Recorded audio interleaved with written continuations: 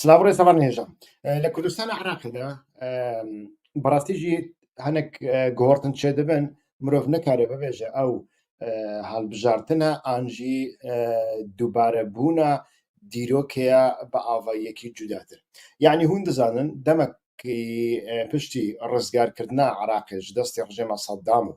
و هاوبەشبوونا کوردان بە بەغ دایرە گرتنە دەستا گەلک پۆستێن مەزن مینە وەزیرێ دەرڤە سەرۆک کۆمار سەرفەرمانداری گشتییا سوپای عراقی و گەلک پۆستێندنێ یە گرنگ دەوێت دەمێدا ئیدی مامجلال تاڵەبانی بە ئاڤاییەکی فعلی مرۆڤ دەکارێ بێژە ئیدی گەلک جارنا لە جڤینانژی گوتنەک دووبارە دەکرد دەگوت پەدەکە ئان گەرەک تو پێرا شەڕ بکەی ئانژی گەرەک تو تەسلیمێوی ببێ بەرێشخوا گۆتە بوو پەدەکە ئەگەر بە چینێ ڕاژی بکەوە هەڵبژارتنێ دێ بەسەر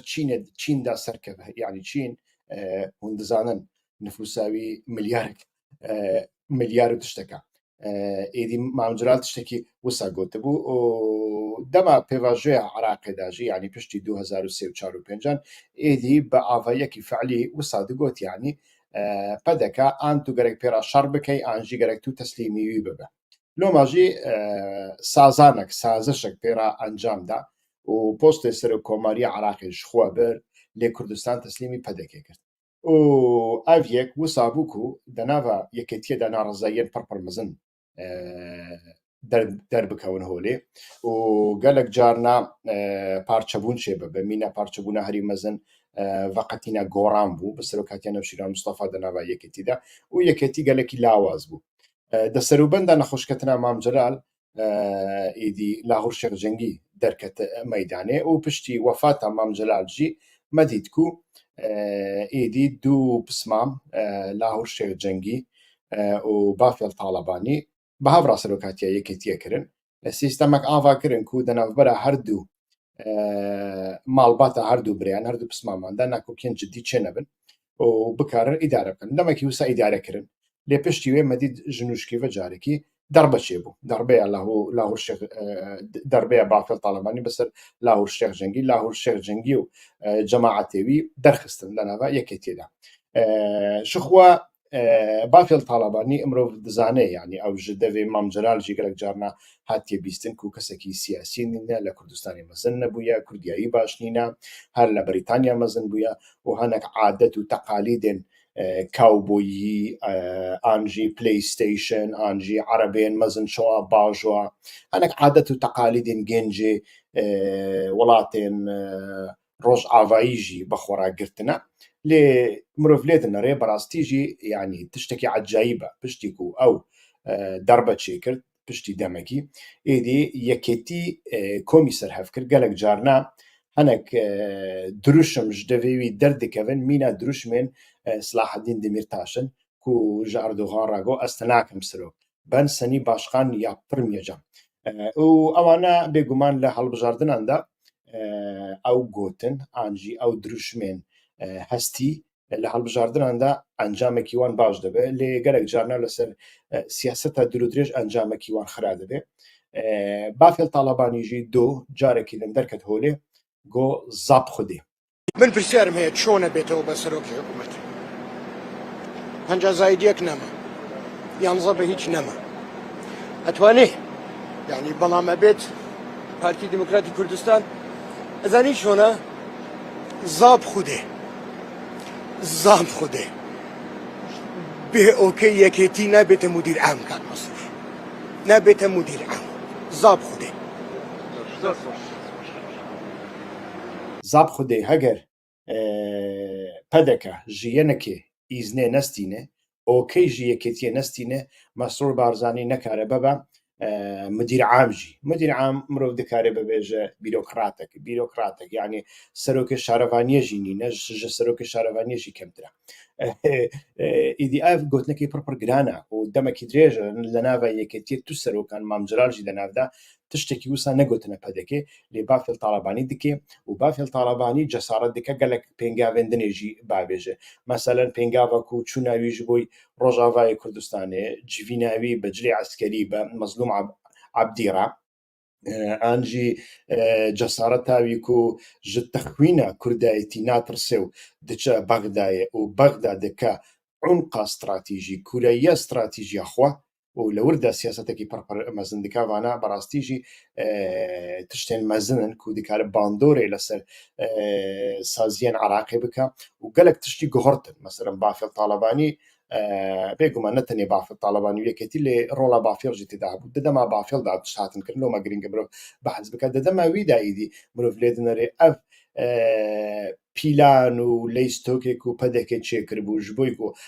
hetayê birayê mezin be li Kurdistanê postekî biçûk bide şerîkê xwe biçûk li Bexdayê lê esas aborî, Kurdistan, asayîş, parlamento, destûr û dadgeh û hemî yasa û rêsa dibin destêwî dabin. Bafêl Talebanî ew jî xira kir gava ku sîstema hilbijardina Kurdistana Iraqê bi temametî ji hevdû derxist. Sîstema êdî 11-0 yanî 11 kursiyên kota boî pedekê lê 0 ji bo aliyendinê wekî dinê pêncî sîstema pêncî ew jî xira kir pêncî be 49 ku dema Mam Celal da ew mecbûrî hatibû elankirin ji bo ku piştî îtîfaqa Washingtonê 1999 2000 de ku welatên Rojavayê amadekarî dikirin ji bo rûxandina rejima Saddam û Kurd jî ji bo wî hazir dikirin bi ecele û pecele yeketî û pedeke destê wan di nava şer û di nava xwînê derxistin û îtîfaqek pê rakirin. Wê demê êdî pedeke îsra kir got ez birayê mezin dibim. Birayê mezin jî gerek pêncî kursiyê wî hebin li Parlemanê ku berê pêncî bû û birayê biçûk jî gerek 49. Birayê mezin gerek serokê herêmê be, birayê biçûk em dişînin Bexdayê bay bay. Lê gava ku em dişînin Bexdayê em li Kurdistanê behsa serxwebûnê dikin. Yani ma serokek şandiya Bexdayê, serokekî Kurd e û soz daye bi destûra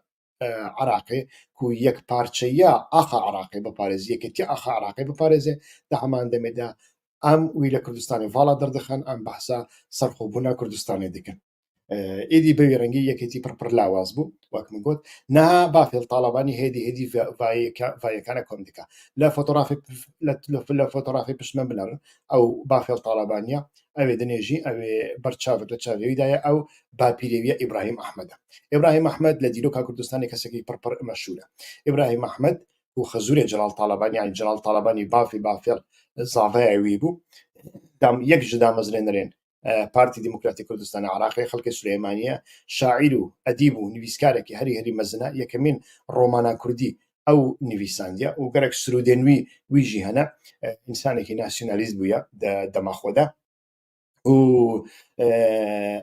li rastî de piştî şorişa 1958 ew destpêşxerî kiriye ku Mala Mustafa Barzanî ku li Rûsyayê li Yeketiya Sovyet de di nava berfê de penaber bû vegerînin Iraqê. Lê gava ku vegerande Iraqê êdî bi rastî peşîman bû. Çima peşîman bû? Gava ku Mala Mustafa vegerand Iraqê û gava ku kirin serokê pedekê ji xwe hinek bûyerên nexweş çêbûn ku partiyekî siyasî nekare bike. Yek ji wan e kuştina axayê Zêbariyan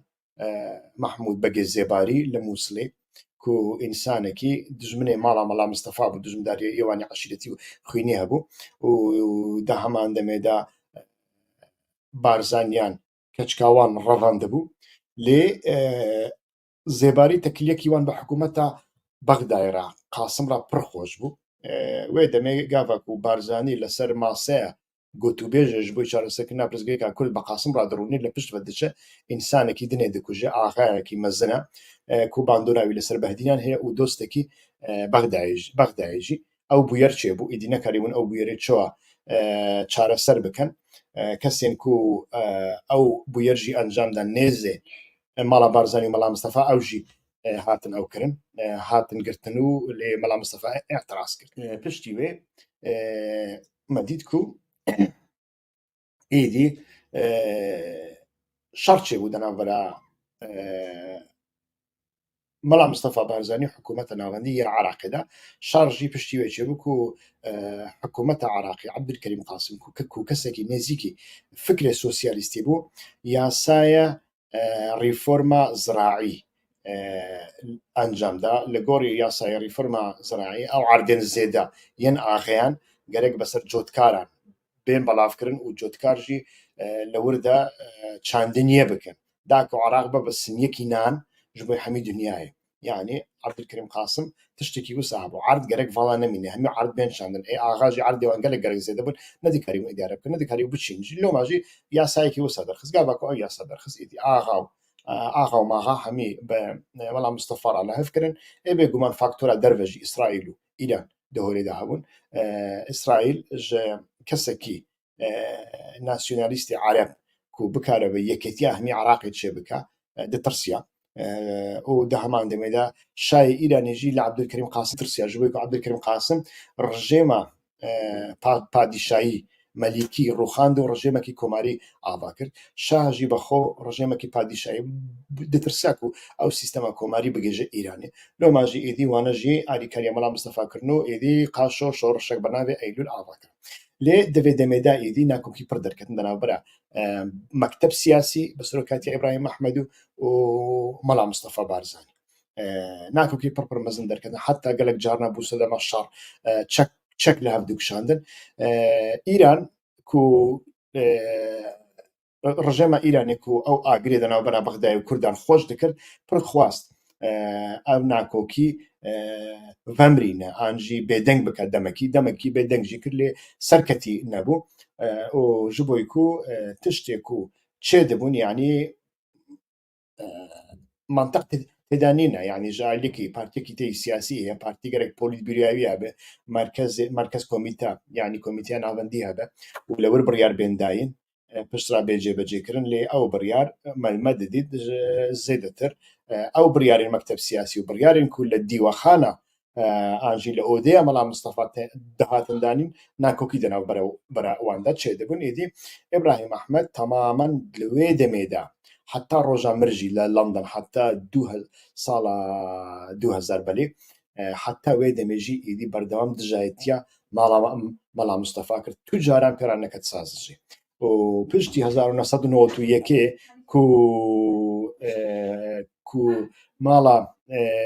ku Celal Talabani be mala Barzanî ra li hev kir yanî serhildan çêbûn pişta bi hev ra çûn hikûmetekî divê demê de jî İbrahim Ehmed bi wan re nebû qet tu caran be Celal Talabanî re nebû yanî dijî wê bû baweryawî nemabû ku carek din bi mala Mustefa Barzanî re kar bêkirin lê Celal Talabanî li ser wê îsrar dikir divê demê de heta çend sal beriya neha jî ew بافێڵ تاڵەبانی بەردەوام لە ماڵا باپیرێوی ئیبراهیم ئەحمەد مەزن بووە ji bo ku mamcira li Çiyê bû li Sûriya bû li Îranê bû lê bafel û qubat li Brîtanya bûn li cem bapîrê xwe bûn li cem dapîrê xwe bûn li wir perwerde bûn û li wir ew bîranînên Eylûlê li mêjiyê de mane bêguman loma jî tiştê ku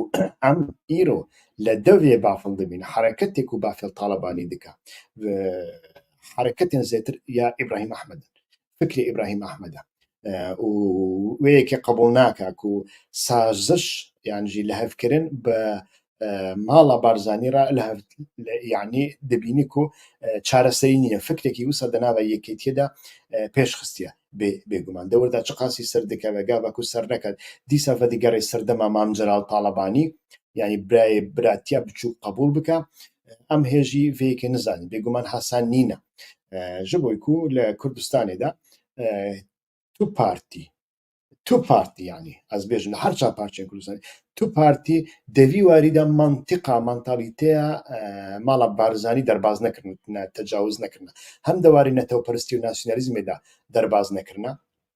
kêm heta zêde aynî mantiqê dubare dikin ji ala bigre heta Sirûda Eyraqîb û heta قەشمەریاتە دەوڵەتە کوردی حتا قەشمەریاتە ئابووریا سەربەخۆ حتا قەشمەریاتە عراق داگیرکرا وەڵا ئیرانجی داگیرکرا وەڵا فلانجی داگیرکرا چار داگیر کرد حتانی دیگێژە قەشمەریاتە یەکێتیان نەتەوی دەوردا مرۆڤ لێ دنەرێ باندۆرە ماڵا بارزانی ئایدۆلۆژیا ماڵا بارزانی لەسەر هەموو پارتیان پێشکەتی و پاشکەتی هەر چا پارچەی کوردستانی هەیە و لۆماژی وانە قەت نەکارن دەناڤە جڤاکێدا گۆڕتنێ چێ يعني ليه بدره لا براكتيكا يكتيه بنرا لا هريما سليمانيه دوارێ جڤاکیدا چ جودابوونێک چێکریە و جوداتر بە ژ کلتورە سیاسیە ماڵە بارزانانی پڕکێن یعنی تشتێک و هەیە ئەو ڕەوشەمبیری و کلتورە یاخیی ئیسیانچی یا سلەیمانیە نەیە ماڵە تاڵەبانیە کاتو لە حیزبی دیموکرات و کۆمەڵە بنەرە چکردە نا ئەو بەریا هەر کەسی گۆڤندا ڕیفراندۆمێ دکشاندن کاتو لە کلتورە پەکەکێ بنەرە لە کوردستانە عراقی چکری کلتورە پەکە چیە کلتورە پەکە یەکەتیان نەتەویە کلتورە پەکێ لۆزا لە ناوە لۆزان و سیڤەردا تێو دچێت لە دەردوری عینی بازنێ دەزەفرە تەنێ گاڤاک و پەدەکە بە تورکیاڕە هاافکاریە بکە هەنێکی خۆ نزیک بکە خۆ نێزیوان نەکە دەوردا زمانی خۆ دیکەن لۆ ماژی دەواری کللتوریدا دەواری جڤاکیدا تو کەس حتا نەها نەکارە بنگەها گۆڕتنێکی چێ بکە و مرۆڤێن کورد ژوێ دەردەی خلاص ببن و ببن نەتەو ببن میلەت گاڤاک و ئەو یەک نەبە مەسەلە فەدیگاری سەر مەسەلەیە چەک و عسکریەتی بە چەک و عسکریەتی هەمی پارتی دکارن پەدەکێ یعنی مە شەڕێنک و بەهورتیدا چێبوونە پەدەکێ بە شەڕ نەکاریە پەکەکێ پەدەکێ بە شەڕ نەکاریە یەکەتیەژ یەکەتی بەردەوام دە شەڕدا سەرکەتیە لێ پەدەکە چەکێک دەستێویدایە ئەوژی چەکە یان ئیرانە ئان تورکیا ئەنج عراقەوانە بەدیگەڕینێ و بە هاسانی بەدیگەڕینێ و گاڤک و بەدیگەڕینێ وەک دەستکەوت و وەک سەرکەتی و وەک هەڵوێستێکی نیشتیمانی دفرۆشە خەڵکێژی چەند ڕۆژ بەریانە هەمەدیت لە هەولێرێ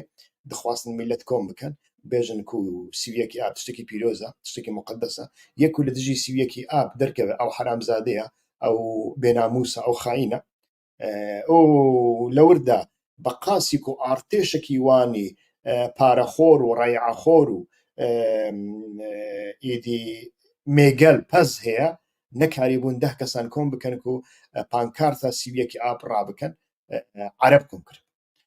هەمی کەسێن و لەور کۆم کردبوون عەرەب بوون ئەو هەنێکژی کوردێن ڕۆژئاوا بوو و دەبێژن هەر یەک جوانە بە 25,000 دیناری عراقی کڕینە 25,000 دینار دانەوەنە 25,000 دینار هەمان دکێ 17 دۆلارێک یعنی 17 دۆلار دانەوانە ئەو یەک پێکردە یعنی ئیدی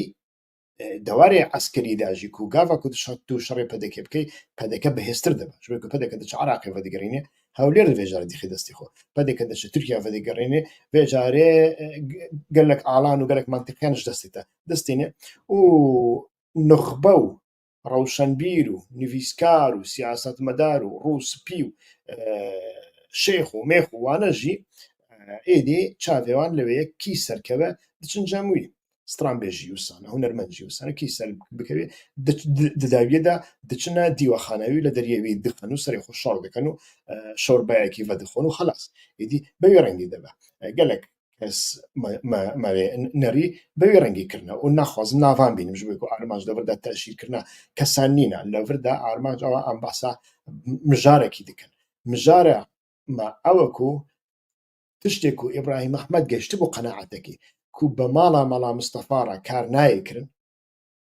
نابێت تو کار نەکاری تو کار بەوەڕا بکەیت و نەدەخواست شەڕی بکە بەوەڕا ژبێک و شەڕی وەک من گوت مەترسیدارە قووەتێویژی نەبوو و پشت بە میلەت و جڤاکێ ببەستە و جڤاک بگۆڕینە ژبێک و من گوت کەسێک ڤیکاری ناکە جەسارەت ناکە کەسێکی و ڤیکاری بکە نینە مەسەڵەن کەسێکی کوکو دەوەری جڤاکیدا بەڕاستیژی کارێکی بکە کو منتیقە حەمیدی ئاڵایی دەرباز بکەنینە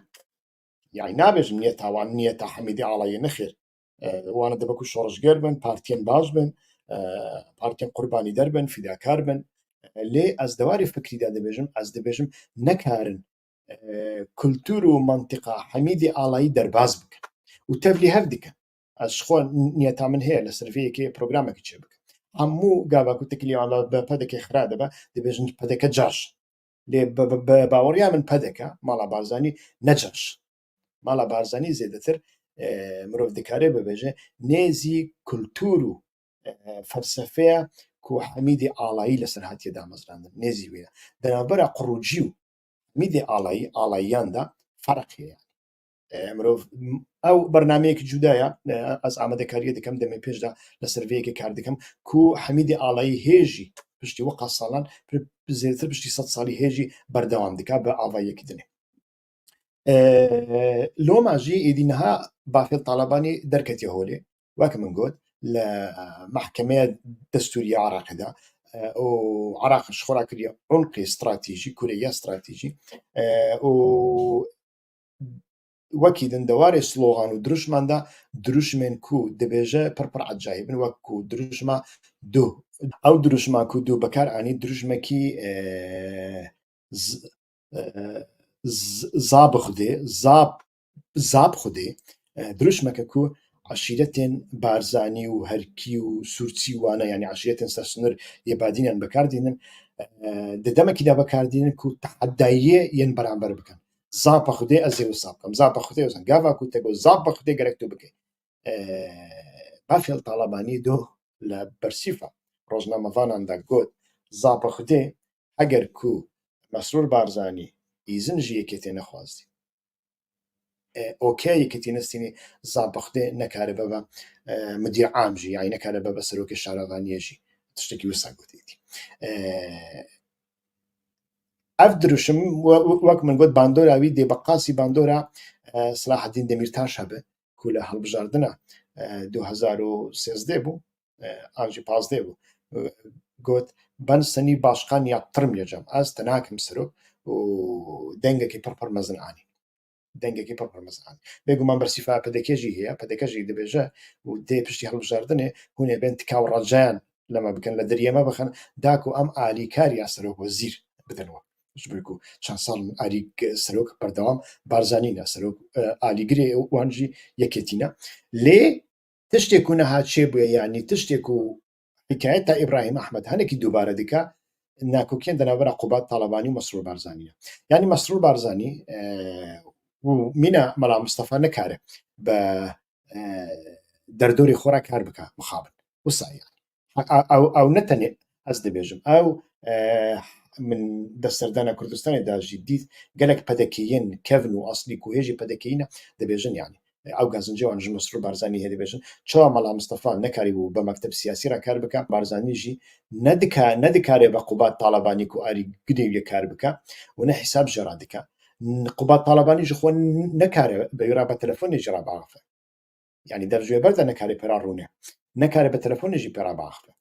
گەرەک لە ڕێکا کەسێکی دنێ بە تەلەفۆنی پێرا باغفە چ ئاریکاری لۆ باشی ساڵێک زێترە قوبات تاالبانی دەرج کار بەردایە جوینان پێران ناکە و حکوومەت نینە دا حقیقەتی دا حکوومەت نینە بشخۆ بەرێژی دەبیان حکوومەتە بارزانیان هەبوو حکوومەتە تاالبانیان هەبوو مرۆڤ دەکاری وسان بێژە و نەها ئەوژی دیسان حکایەتە ئیبراهیم ئەحمەد دوو مەلا مستەفا دووبارە دیکە لە ئالێکی دنێ دەناوە پەدێکی دەنها تشتێکی نوچێ دەبە هێدی هێدی کو ئەو نویە ئەم هەمی دەزان دەناوبەرە مەسعود بارزانی و مەسرور بارزانی و ژالێکیدا نێچیروان و برایەنوی شەڕک مەزن هەیە خویا دکاک و کاک مەسعود دەخوازە بەریاک و بەمرە ئیدی جێ کوڕی خۆی مەزن تەمامەن باش بکات تون بکات داکو ئەو لەش ببە سەرۆکی پەدەکێ و بە ڕەنگی بمینێ لۆماژی ئەو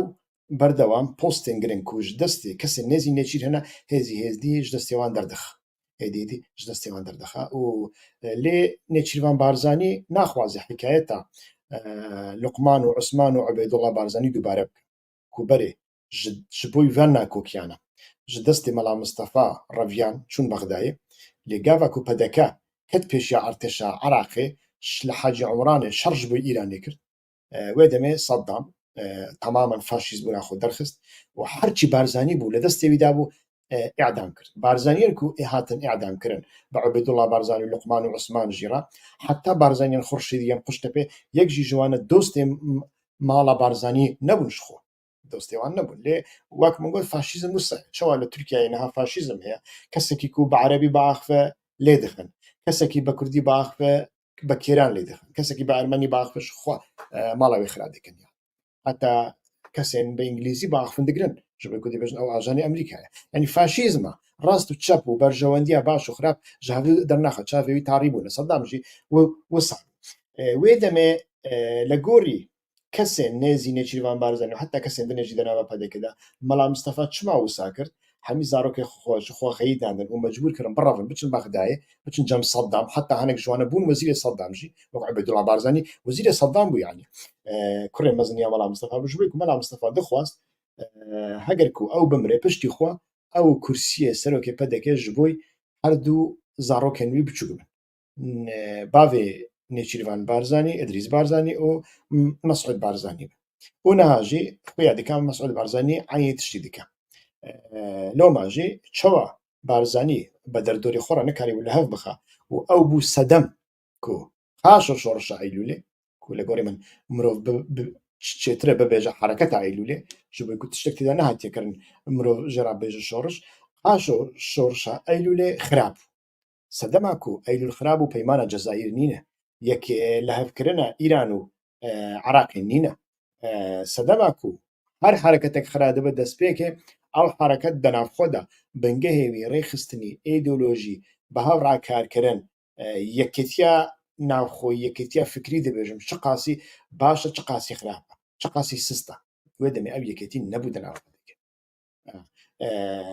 لۆما jî lê yanî mela Mistefa ew dizane bi qasî ku îstixbarata Îranê ew agidar kiribûn ku hereket dê li hev bikeve dê nekare berxwe bide lê bi qasî vê îsrar dikir ji bo ku dixwast li gorî kesên nêzî wan yanî nêzî wan lê dixwast ew desthilatdarî ya xwe desthilatdariya malbatê ji bo herdû kurê xwe biçûk bi cêbê lê nede kurê xwe mezin kurê wî mezin yedin hemî reviyan êdî û çûn cem Seddam teslîmî Seddam û Seddam jî gava ku wek min got bûyera 1908 yani şerê Iraq û Îranê dest pê kir û pedeke bû alîgirê Îranê û pazdar daha nav erdê Iraqê Seddam êdî faşîst bû herçî Barzanî bû kefiya sor li serê û bir îdam kirin bir îdam kirin bi zarokên mela Mistefa jî êdî ew bû yerçê bû niha jî di nava pedekê de mirov lê dinere eynî tişt xuya dike eynî sînaryo berdewam dike di navbera balê Mesrûr û balê Nêçîrvan Barzanî de heman tişt hene ew digêje ku derê berastî em hêjî nizanin gava ku geşt ciyekî gelo ev pedekê xira dike an na gelo ev tiştê ku li Başûrê Kurdistanê hene statûya ku heye li Başûrê Kurdistanê bi temametî wêran dike bêguman ew jî wêran dike loma jî vegerandina İbrahim Ehmedê biçûk bafel Talebanî ku fotoğrafê wî li pişt min dibînin ser û çavê wî jî hinekî dişibhe bapîrê xwe zêtir naşibheye Mam Celal êdî ew veger gelo vegerekî fikrî dibe an jî tenê vegerekî yaxîbûn dibe ji bo helbijartinê an jî dibe sedema şerê navxweyî em hêjî vê yekê nizanin hêvî darim ew bername sûdê wî hebe di bernameyên pêş de em ê hinekî bi Kûranîtir biçin nav meseleya çiyên serdest ya Kurdan û çiyên serdest tu noxbeya siyasî ya Kurdan xalê wan lawaz li ku hene ku her kes newêrî behs bike di vî çarçevê de gerek terîqeta neqşbendî û qadirî baştir bên şirovekirin ku bandorê wan li ser binyadnana Çînê Kurdî ava kiriye ew Çînê Kurdî çawa ye Çînekî çi qasî niştîmanperwer e çi qasî niştîmanperwer nîne çima di nava vê Çînê de carna qurûcî carna hemîdên alayî derdikevin gerek mirov li ser vê yekê baş bifigre û çima çînên dinê jî yên jor yanî çînên em bêjin derdorê Çînê jor wek mela şêx heta gerek carna xwên devan û rewşenbîr jî teslîmî daxwaziya vê Çînê dibin gelek carna ji bo berjewendiyên xwe em behsa wê dikin û di bernameyekî taybet de jî em dixwazin bi avayiyekî zanistiyane behsa alayan û qurûcîtiyê bikin li gorî min qurûcîtî tiştekî cudatir e partiyên siyasî ê ku niha hûn jê re dibêjin xayîn caş ew ne caşatiye dikin ev alayiyêtiyê dikin em ê li demê pêş de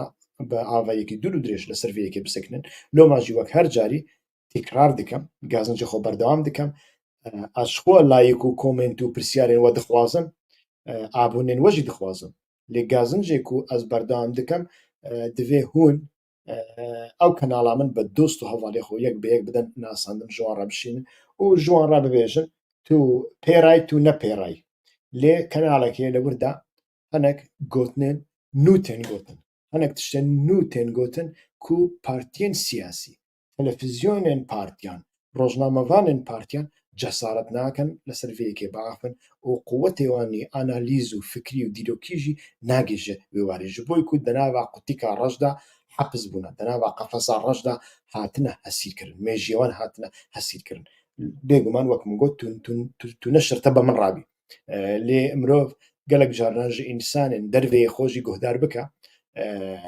ji bo pêşketina wî ez bawerim sûdê wî ye heta bernameyekî din silav û rêz ez demekî xweş ji wera hemyan dixwazim rêz û silav hîva xweş